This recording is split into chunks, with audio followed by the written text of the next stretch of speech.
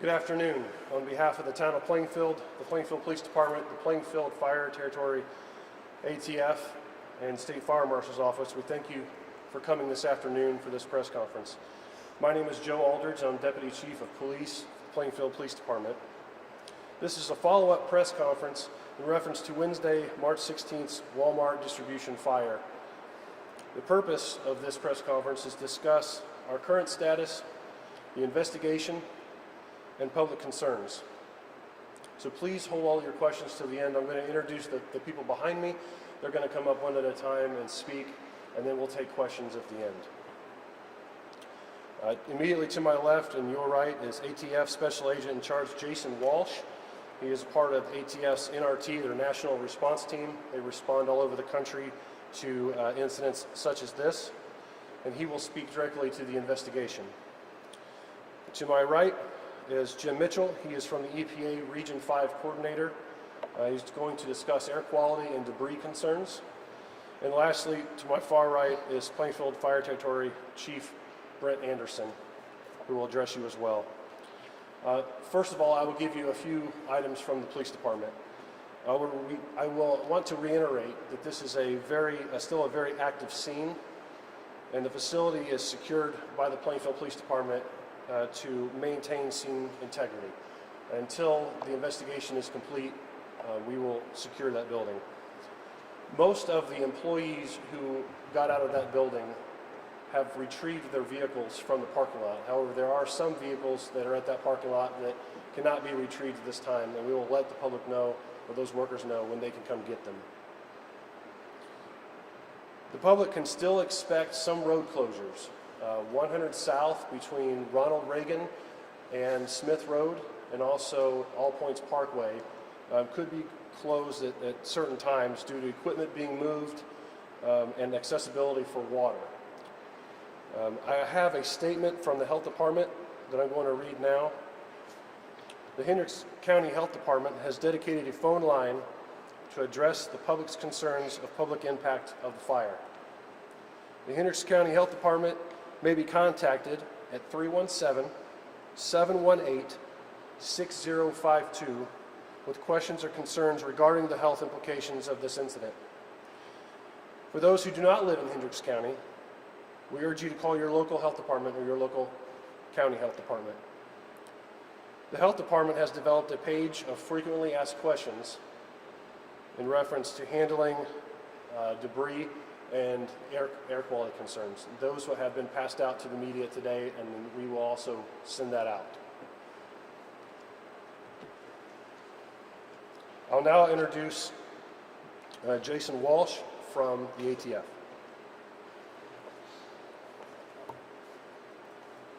Thank you, Chief, and thank you all for being here today. My name is Jason Walsh. I'm with the ATF. We came here to Plainfield with two priorities. The first, to support our local fire and police departments. Second, to identify a cause and origin of how this fire could have started. With ATF, we have a specialized team known as the NRT. The NRT's responsibility is to work with the police department, work with the fire department, and identify that cause of the fire. Our work, as you can see with the weather, is going to be long-lasting. We ask through the investigation that you all be patient with us in that sense. We bring a lot of expertise to the table. We have a variety of resources that are here on our team to include seasoned agents, fire investigators, engineers, safety officers and such. So we appreciate the opportunity to be here. We also are very happy in a sense that when we found out about this fire that there were no reported injuries. I think that's a great thing. I also would like to commend Walmart and their executive staff, who have been nothing but helpful as we began our investigation. So the investigation will be ongoing. I cannot answer questions specific to what that would look like, but what I would say is we will stay here through the duration of the investigation, continue to work with our state and local partners, and I appreciate your time. Thank you. Good afternoon. I'm Jim Mitchell. I'm a on-scene coordinator from the U.S. Environmental Protection Agency, and I'm out of the Chicago office. So in the afternoon of Wednesday, March 16th, we are asked to support the local fire as well as through a request through the Indiana Department of Environmental Management for air monitoring support. So we deployed in the afternoon, and most of our air monitoring resources arrived on the scene. It was late in the evening. We started putting up an air monitoring network that includes particulate air monitors, as well as also to look for chemical compounds. So the network included pretty much anything that was going to happen downwind, right next to the facility, as well as any potential impacts that would be downwind. You know, the network pretty much focused on some of the finer particulate material, which is really the cause for major health concern. We will continue to maintain this network until the fire is out. Our process is that we collect this data on a daily basis, and at the end of the day, we share this data with the local health departments. And essentially, the data gets reviewed and it gets compared against any of the previous air monitoring, any of the recommendations in terms of protective measures that have been issued to the public when the fire was initiated. So currently, we've developed in conjunction with the state and local health departments, as well as IDEM, and frequently asked question sheets that pretty much we kind of have our ear and we're understanding what are the impacts from this fire downwind and on properties, and how to address those issues. The FAQs really addresses the health issues associated with still being in the area of the smoke, how to reduce your exposure while being in there, as well as any other picking up debris, any other impacts to water systems. So we work collaboratively with all the locals, and through the local health department number and addressing all the information that's presented in the FAQs, we're hoping to be responsive to any of the public concerns on that end. So again, EPA will be around. We'll be continually collecting data. We'll work in coordination with the local health departments as to when that mission is going to end, and appreciate it. Thank you.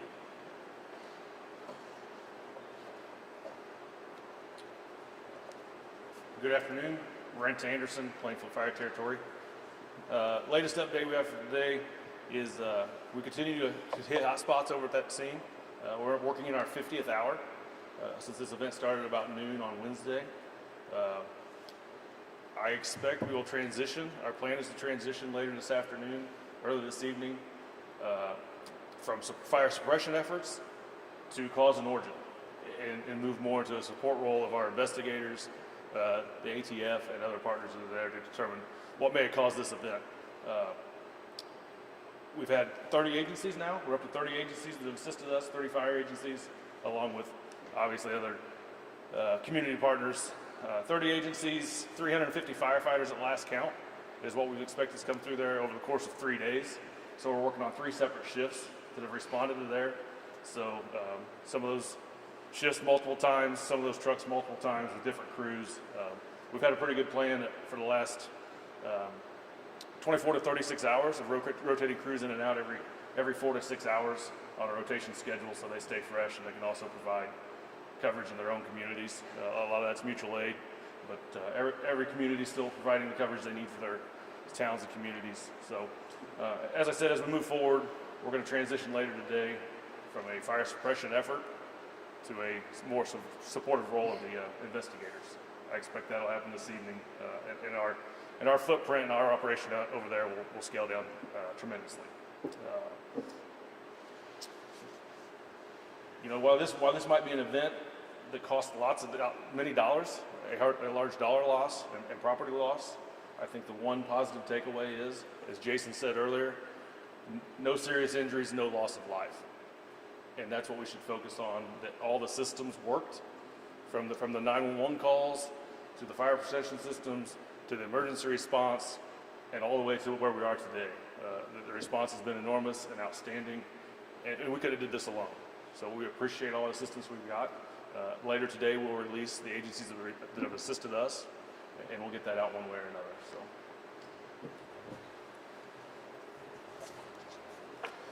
So at this time, we do not have any future planned press conferences at this time. And as the weekend progresses, if there's information that's important to get out, we will certainly get it out to our media outlets. At this time, we'll take some questions. Chief, I was wanting to know, Chief Anderson, is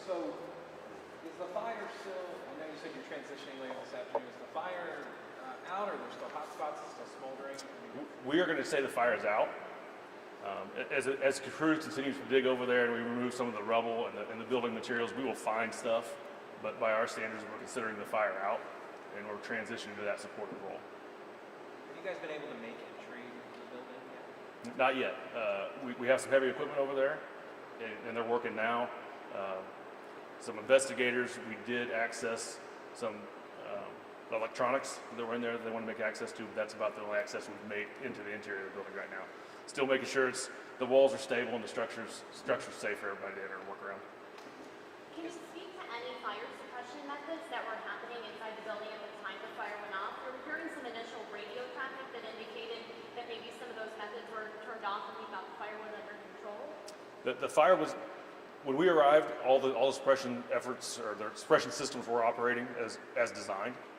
We'll get into more of that in the coming days to the strategy and tactics and what may have happened over there or didn't happen. But as far as we know, everything was working as it's designed. And as Jason said, they've got engineers, we've got all the staff, we've got sprinkler experts that'll be looking into that. Squad 995, Medic 123, 15,300 Terminal Way, at Guest Services. Difficulty breathing. Assigned to ASD Op 91, Squad 995, Medic 123, 15300 Terminal Way, at Guest Services.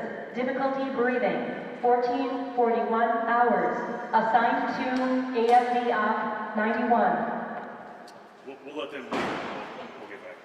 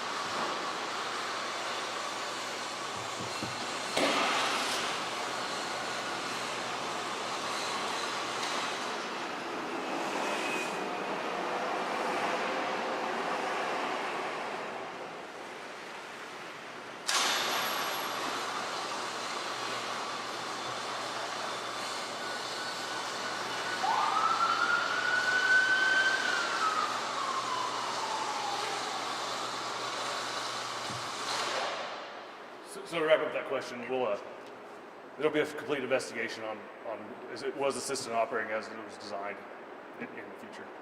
Chief, I have one follow-up. I have been called by somebody who said that the fire suppression system was ordered to turn off when you felt the fire was under control. Was it or was it not ordered off? The fire suppression system was not ordered off. The risers in the affected area were turned off. So in the affected fire area, you have risers that individualize the fire suppression system. Individual areas were turned off. The suppression system to the entire building was not turned off. When was the last time that building was inspected by your office or building inspectors? I don't have that information readily available. How difficult, I wonder, with the fire sort of, things still smoldering and you haven't been able to get the building up, how difficult does that make it to be able to find, start investigating the origin, basically? Very, very difficult. Obviously, safety is the number one priority, and we can't do anything until we deem the building safe. Which the first thing is the fire has to be put out, and then we got to make sure the structure's sound. No walls are going to collapse or cause any damage to that, and that's what we're working through here. Just the weather is going to cause us enough challenges. It's going to be slow, methodical. It's going to take several days, weeks, maybe even months to determine what might happen over there. Is it possible you may never know? From what I've seen, there's nothing left, it looks like. The lack of physical evidence, does that make it difficult to know? I'm going to defer to Jason on that one, as he's the subject matter expert on investigations. So what I will say is, as the investigators go in and make determinations, there's a number of factors that we can look at and use to try to identify. Obviously, the luxury that we do have as a federal government is we have a lot of resources to include explosive canines. We have specific certified firearms specialists, and they're really tuned with how fire spreads, how fire starts. So to reiterate what Chief said, yes, it will be difficult. Obviously, just the elements and the weather today is going to be challenging, but we have men and women out there right now working as we speak to try to identify that. So our goal is to come to a conclusion on how this fire started. That's our priority. Yep. At this point, can you talk a little bit about what people should be doing, staying indoors when it comes to their health? We've developed, as I mentioned before, the frequently asked questions. So those questions will address what people should do. Mostly the fine particulate material is, can be adverse, to public health. There isn't, evacuations in place, but it's a common sense approach. If you're in the smoke, you actually can wear an N95 mask, and that will protect you. At this point, a lot of the big smoking, it's gone. So Correct. now, would you suggest that people keep their kids inside or stay inside instead of Well, I mean, as a general rule, we set up, a whole network of air monitors as to where, kind of the strategy is we believe where sort of the worst case conditions are, and then we do a lot of other monitoring in other locations. We go to, hospitals, we go to schools, we go to other locations, and just do a lot of, other mobile air monitoring, and then we essentially will stay there and do that. So basically, our indications is that, right now, if there's visible smoke in the air, it's probably a good idea not to linger in it. We don't recommend that people kind of remain indoors, but there's actions that people take to just don't linger in the smoke.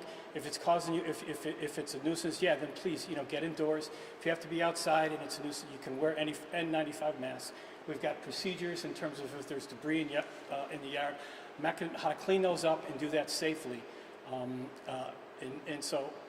So for the most part, I think all those FAQs should pretty much take people through straightforward. If they have any additional questions, they can contact their local health department. How long about 2 days later?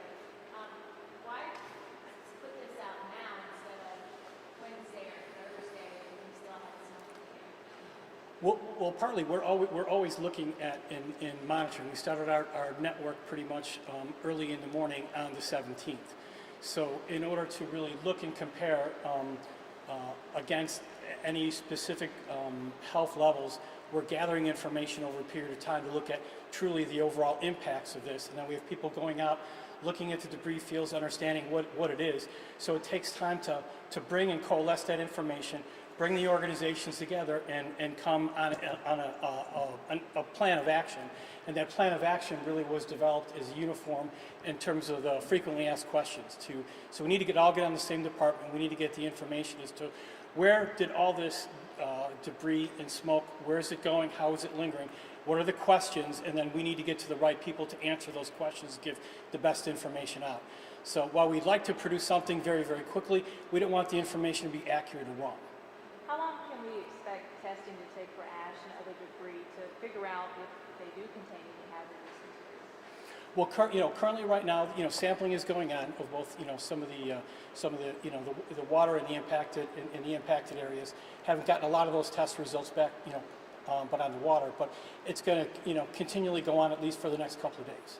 The water's okay, the test results come back on those, so the water's safe for the most part? Which water? I mean, Well, clarify I that. mean, if debris landed in a pond or Eagle Creek, for example, or something, Eagle Creek Reservoir, I mean, is that water safe? Do you know that for sure? Yeah, currently we work with the local POTW, and if you're looking for potential impacts to drinking water, there's systems in place and filters in place, and then they also up their sampling regimes to make sure that there is no impacts.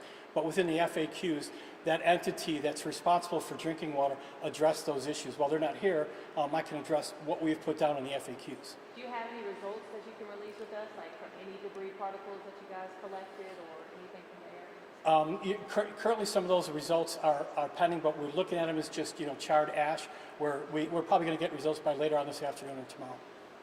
Is this spraying right now? Is it helping, hurting? Oh, absolutely. Yeah, the rain, any of the finer particulate matter that we're, concerned about actually kind of gets suspended, it gets lofted in the air. And depending on the wind conditions, it could remain in the air. But a rain like this over a period of time will actually drive some of those down. And that's what we do, is we'll continually monitor, during these conditions in the post-rain event to make sure that those levels are sustained low.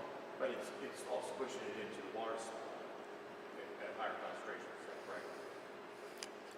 correct? Yeah, it'll actually drive it into the system as well too. But the ongoing sampling and monitoring efforts will look at impacts over a period of time. Now you say that they're increasing their testing. What are they increasing? Are they testing for different compounds or chemicals? Yeah, well, specifically, you'd have to go directly to the water treatment facility to answer that question. I'm not at large to speak on behalf of them, but that information is in the FAQs, and you can direct them to get those specific answers to your questions. And maybe this question has been answered before, but what was the majority of the things inside of that building that caught fire? Was it clothes? Was it electronics? Was it furniture? What was it? That's an e-commerce facility for Walmart. So, if you can order from Walmart, my understanding was pretty much in that building. I don't think there was no hazmat. There was no hazardous materials in there. I don't think there was any tires, that kind of stuff. But home goods. I think a lot of home goods, clothing, electronics, that kind of stuff. I think we have time for 2 more questions. Bottom line, is there anything that residents, people in this area need to be concerned about immediately, or take any immediate action on protecting safety in the property? I think currently right now, with the information that we're giving right now, is to where if you're outdoors and you're in areas of smoky areas, follow our advice and guidance that we've come up with. You can spend more times indoors. If you are outdoors, you can actually wear the N95 Max to protect. Also in the FAQs we say if you're continually in there, you can shower more frequently. If you're picking up debris, we'd like you to wear gloves and a respirator, because it's really fine material that you're seeing in these debris fields. So if you actually went up and actually touched it, it breaks apart really easily. Some of this debris with the rain, it may actually get washed out with the rain. But so the real risk is if people are handling the material and that dust would resuspend and they're not wearing masks, there is a potential for people to inhale that dust. If they handle the debris without gloves on and then they would go in and then not wash their hands and eat, there's a potential for that material to be ingested. So really more the inhalation of the fine particulate material from a debris standpoint, as well as just the the potential ingestion of that material if they don't do proper hand washing. So all of that specific information is kind of laid out in the FAQs. When you see the FAQs, there's an easy theme to follow in terms of what our recommendations are. Chief Anderson, I wanted to know, as far as the security of the building and being able to get in, how are you guys going to determine whether or not walls are stable enough? Some are leaning and everything, and then how we do that and be able to decide when you can go in? Over the coming days, as I said, we're transitioning to the investigation phase, and they'll do that from a distance and safely once they can get in there. They have all the equipment they need. The ATF brings all the equipment they need to safely remove any hazards or obstacles or anything that may cause safety issues. And then when the operations are complete over there, we'll turn the building back over to the building owner and the occupants, and they will be responsible to move forward from there. Could severe weather threaten the structural integrity of the building at all? Okay, so we don't have any additional time today. There are no more scheduled press conferences, but we will push out information over the weekend as needed.